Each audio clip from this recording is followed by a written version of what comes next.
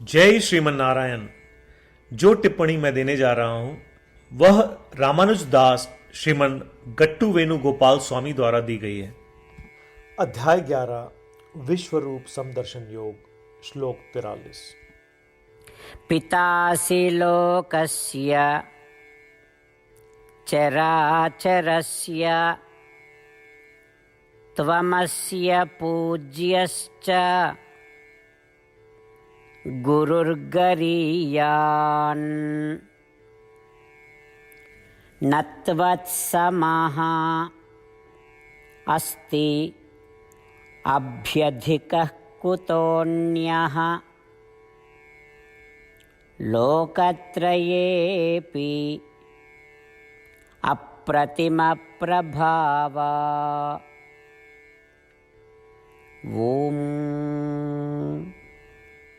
गीताचार्य श्री कृष्ण परमात्मा हम सभी को अर्जुन के साथ विश्वरूप समदर्शन योग सिखा रहे हैं। इस क्रम में विश्वरूप के दर्शन करके अर्जुन श्री कृष्ण परमात्मा से इस प्रकार प्रार्थना कर रहे हैं। हे श्री कृष्ण, आप अद्वितीय महिमावान हैं। हे श्री कृष्ण, आप समस्त ब्रह्मांड के सभी चर अचर प्राणियों के पितामह हैं। हे श्री कृष्ण, आप इस संपूर्ण ब्रह्मांड के परम गुरु हैं। हे श्री कृष्ण, आप सबसे अधिक पूजनीय हैं। हे श्री कृष्ण, निश्चय ही इन तीनों लोकों में आपके समान कोई भी नहीं, तो फिर आपसे श्रेष्ठ कोई कैसे हो सकता है। इस प्रकार अर्जुन श्री कृष्ण परमात्मा से प्रार्थना कर रहे हैं, यह अनुभव करते हुए कि ब्रह्मांड में कोई भी ऐसा नहीं जो सर्वगुण संपन्न हो और जो श्री कृष्ण परमात्मा के समान हो। आइए हम भी यह महसूस करें कि इस पूरे ब्रह्मांड में श्री कृष्ण परमात्मा के समान कोई भी नहीं, और यह भी महसूस करें कि श्री कृष्ण परमात्मा वास्तव में श्रीमन नारायण है और श्रीमन नारायण सर्वोच्च है। श्री कृष्ण परमात्मा या श्रीमन नारायण की शरण में आकर अपने जीवन को सार्थक बनाने का प्रयत्न करते हुए आइए हम श्लोक के रूप में अर्जुन के शब्दों को दोहराने का प्रयत्न करें। पितासि लोकस्य चराचरस्य त्वमस्य पूज्यश्च गुरुर्गरीयान् न त्वत्समोऽस्त्यभ्यधिकः कुतोऽन्यः लोकत्रयेऽपि अप्रतिमप्रभावा। श्रीमद् भगवद गीता का संपूर्ण सार श्री कृष्ण परमात्मा द्वारा अध्याय 18 श्लोक 65 से 70 में 8 कार्य करने के लिए दिया गया है। श्री कृष्ण कहते हैं, मुझे वे लोग पसंद है जो इन 8 बातों का पालन करते हैं। मैं उन भक्तों की हर प्रकार से रक्षा करूंगा। श्री कृष्ण परमात्मा द्वारा बोली गई संपूर्ण भगवद गीता को सुनने के बाद अर्जुन कहते हैं, करिष्ये वचनम तव, जिसका अर्थ है कृष्ण, मैं वैसा ही करूंगा जैसा आप कहेंगे। यही कारण है कि श्री कृष्ण ने अर्जुन को सभी प्रकार की सफलताएं और जीत प्रदान की है।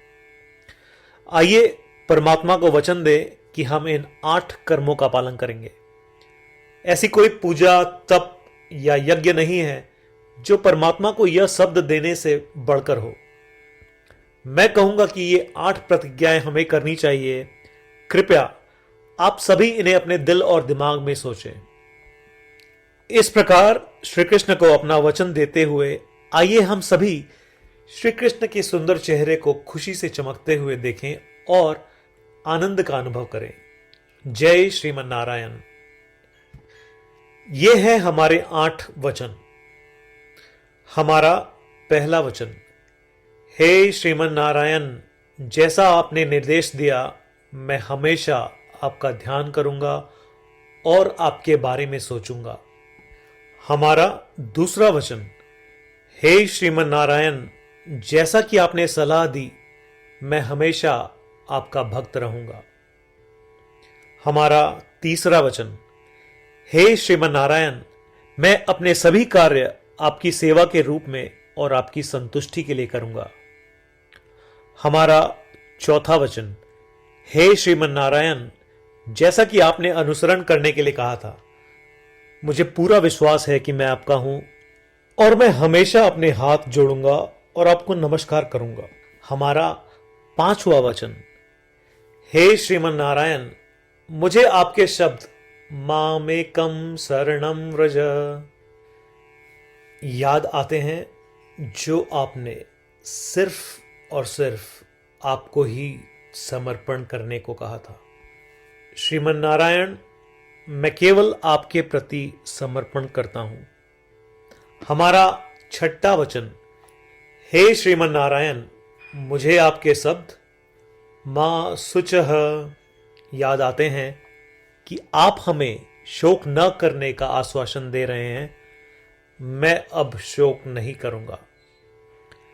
हमारा 7वां वचन, हे श्रीमन नारायण, आपने हमारे लिए श्रीमद् भगवद गीता देकर हम सभी पर कृपा की है और आशीर्वाद दिया है।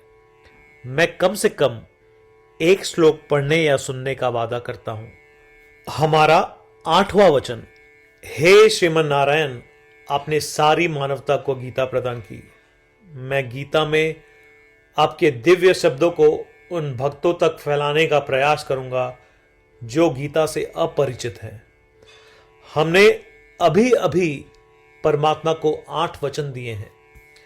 प्रतिदिन श्रीमन नारायण को यह वचन देना कि हम वैसा ही करेंगे जैसा वे कहेंगे, अपने आप में एक महान पूजा है।